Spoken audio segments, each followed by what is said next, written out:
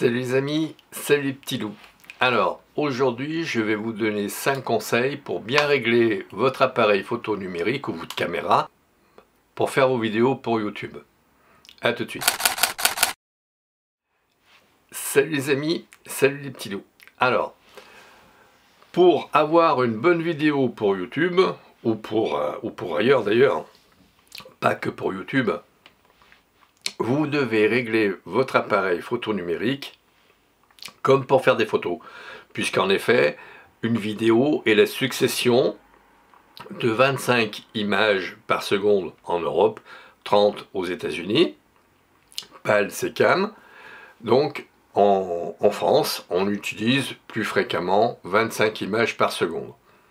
Donc, ce qu'il faut savoir, c'est que on règle sa sensibilité, d'abord, au mieux de ce que vous faites pour votre appareil photo. Si par exemple vous vous dites, comme je vous l'ai dit, 3200 ISO c'est le maximum pour faire de bonnes photos sans bruit de fond, vous mettez la même chose pour votre appareil photo numérique pour faire des vidéos. Premier point.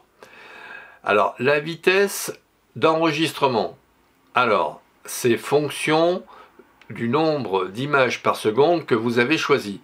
Par exemple, vous pouvez très bien choisir 50 images par seconde pour pouvoir faire des ralentis ultérieurement, des petits ralentis sympathiques.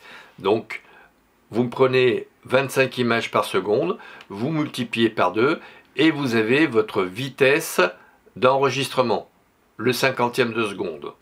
Troisième chose, le diaphragme.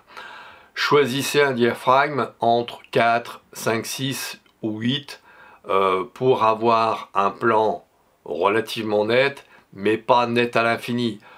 En ce qui me concerne, j'ai un fond qui est relativement très près dans mon dos. Il n'y a rien à voir de particulier, si ce n'est les petites loupiottes qui sont allumées derrière moi.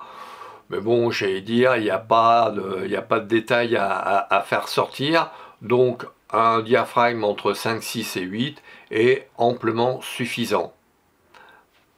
Ensuite, vous avez ce que l'on appelle le bitrate, c'est le débit.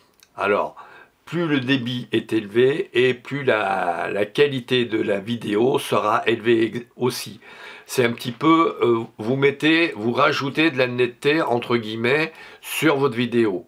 Si vous avez un plan qui est un peu rapide, vous mettez un bitrate de 200 mégabits par seconde, ce sera excellent.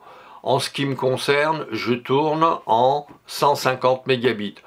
Là, j'ai mis 400 pour voir si j'avais un effet de netteté accru ou pas. Habituellement, je suis en 150 mégabits.